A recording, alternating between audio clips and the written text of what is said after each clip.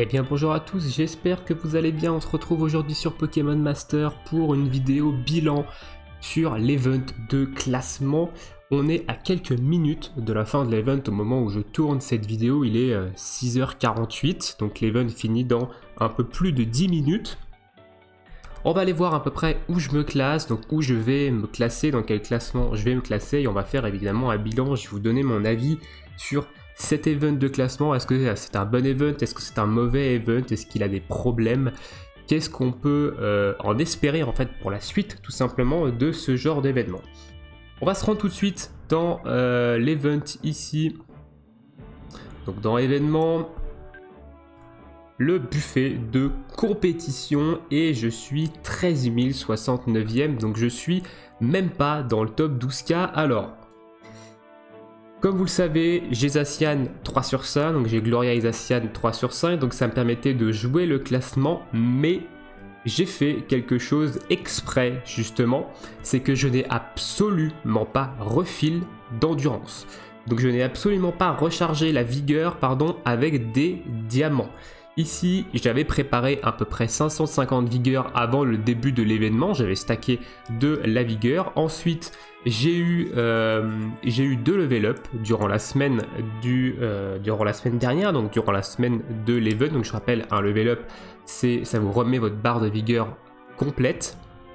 Et derrière, j'ai fait avec la vigueur quotidienne, donc avec les 200 de vigueur que l'on a dans les quêtes quotidiennes. Et c'est tout, je n'ai refill à aucun moment, je n'ai rechargé ma vigueur avec les diamants. Et on voit que avec Zacian 3 sur 5, donc avec une équipe qui a quand même pas mal de bonus dans l'event, donc ici, voilà l'équipe avec laquelle j'étais parti. Avec cette équipe-là, en ayant gardé de la vigueur de côté, donc en n'étant pas arrivé complètement nu en termes de vigueur sur l'événement, en n'ayant fait aucune recharge de vigueur et en ayant eu 2 level up, et ben je suis même pas dans le top 12K. Je suis même pas dans le top 12K, donc pour le top 6000, de toute façon, pour le top 6000, si vous ne faisiez pas vos 10 refresh de vigueur par jour, donc je rappelle ici, tac, on va sur le petit plus ici et vous avez 10 recharges de vigueur à 40 diamants, donc ça fait consommer 400 diamants par jour pour 1000 de vigueur, ce qui est énorme, hein, 1000 de vigueur dans un événement comme ça, c'est énorme. Si vous ne faisiez pas ces 10 recharges par jour, déjà le top 6K, vous pouviez lui dire adieu. Ça, pour moi, c'est le premier problème de cet event, c'est cette vigueur qui est sortie en juillet et qui détruit tout le jeu, honnêtement.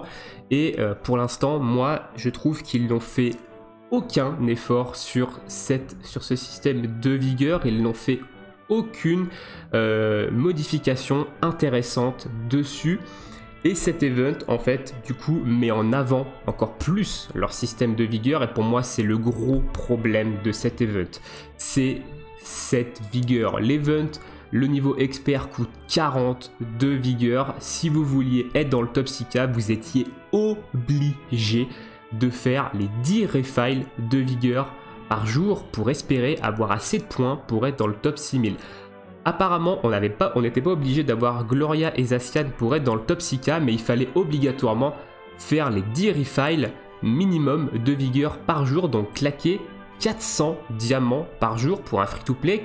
Claquer 400 diamants par jour, c'est compliqué, hein, sachant que l'event dure 7 jours. Comment on est sur 2800 diamants claqués en une semaine, quasiment une multi claquée en une semaine sur un événement. Donc, évidemment, ça vous fait un peu un retour sur investissement si vous êtes dans le top 6K parce que vous gagnez 6000 diamants, donc vous récupérez, évidemment, vous faites une petite plus-value dessus, mais le problème, c'est pas les récompenses, le problème, c'est le système de classement. Le système de classement, pour moi, il est mauvais, il est nul.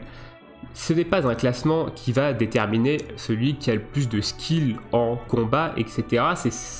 Ça va déterminer celui qui a claqué le plus de vigueur. Et en plus de ça, évidemment, il n'y a pas que le refill quotidien, il y a également un pack de vigueur. Donc il fallait également que vous ayez pris dans la boutique. Donc vous alliez dans boutique, vous alliez dans échange de diamants. et vous alliez dans pack de diamants ici et vous avez le pack de vigueur journalier à 9 € ici. Qu'est-ce que donne ce pack? Et bien ce pack il vous donne 200 de vigueur supplémentaire par jour. 200 de vigueur supplémentaire par jour, ça fait 1400 de vigueur en tout dans la semaine. C'est clairement pas négligeable non plus, donc il fallait faire les 10 refills par jour et il fallait avoir le pack de vigueur de prix si vous vouliez avoir une chance d'être dans le top 6K. Dans le top 12K, c'est pareil, il fallait refill la vigueur, chose que je n'ai pas faite. Vous voyez, je suis aux portes du top 12 000 sans avoir refill la vigueur. Donc, pour ce genre d'événement, il faut refill la vigueur et moi, je trouve que c'est un énorme problème. Parce que, alors, on va pas parler du fait que, évidemment, c'est un event pay to win, hein, bien entendu. Je doute qu'il y ait des free-to-play qui aient claqué de la vigueur. Alors, il y en a peut-être qui l'ont fait. Honnêtement, moi, j'aurais pu le faire. J'avais les diamants de côté pour le faire. J'aurais pu le faire, honnêtement. Mais je ne vais pas soutenir, en fait, ce genre de classement débile. Voilà, c'est tout. J'aurais pu le faire. Vous trouveriez peut-être que j'ai fait une erreur de ne pas le faire, étant donné que j'ai pas mal de diamants encore en free-to-play, que j'ai Gloria Isacian 3 sur 5, etc. Peut-être que c'est une erreur, mais moi je ne veux pas soutenir en fait leur event de classement éclaté au sol, leur système de classement éclaté au sol, qui ne classe en fait pas les gens en fonction de leur skill en PvE, mais ils vont les classer en fonction de leur consommation de vigueur journalière. Et ça, pour moi, c'est un gros problème. Et je ne suis pas le seul à penser ça, que ce système de classement, il est mauvais. L'event en soi est bon, il est intéressant, il y a des récompenses, même si vous ne jouez pas le classement, les 350 000 points, il y avait quand même des récompenses vraiment intéressantes. Les récompenses de classement sont plutôt intéressantes, sont plutôt bonnes. Maintenant, le problème, c'est le classement. Donc moi, vous voyez, je vais finir dans les 12 000, donc je vais avoir ça. Donc je vais gagner 2400 diamants, donc je vais gagner quasiment une multi sans avoir dépensé un seul diamant. Donc voilà, why not, honnêtement. Moi, je prends, même si les récompenses du niveau 12 000 sont plus intéressantes parce qu'il y a le bonbon ici, 5 étoiles. Je rappelle, c'est un bonbon 5 étoiles que vous pouvez mettre sur n'importe quel type de duo, que ce soit un type soutien, un type tacticien ou un type attaquant, donc c'est plutôt goldé comme récompense.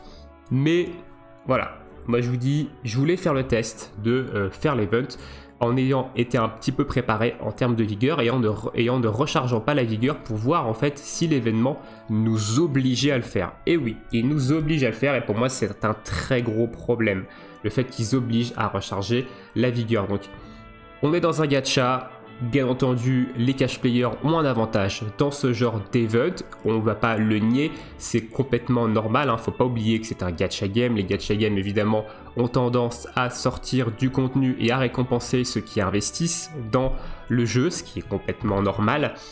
Pokémon Master est quand même un gacha qui est super free-to-play friendly, cet événement là l'était pas trop, même si un free-to-play comme moi par exemple qui avait pas mal de cristaux de côté, parce qu'on va le voir ici, mais j'ai Zacian 3 sur 5 et j'ai également 16 180 cristaux, donc les 2800 cristaux en refill dans la semaine, j'aurais très bien pu les claquer, comme je l'ai dit, j'aurais pas été en mal de cristaux et j'aurais pu me classer sûrement dans le top 6K en étant complètement free-to-play, donc ça aurait été complètement possible, mais voilà, je voulais voir si comment marchait leur système et si on était obligé de refill la vigueur. Et oui, on est obligé de refill la vigueur pour être dans le top et bah pour moi c'est le principal problème de cet événement, c'est ça, c'est cette vigueur. De toute façon la vigueur est un problème dans le jeu depuis qu'elle est sortie en juillet et cet événement la met encore plus en avant et moi je trouve ça ultra mauvais et je suis pas le seul à penser ça. Donc voilà, c'est le gros point noir de cet event, c'est leur système de classement qui font un classement sur la vigueur dépensée et pas sur le skill. Il aurait été plus intéressant de faire quelque chose comme on a eu avec l'event avec le contrôle à montre, c'est-à-dire à limiter par exemple à 5 essais par jour et donc à limiter à 5 essais par jour.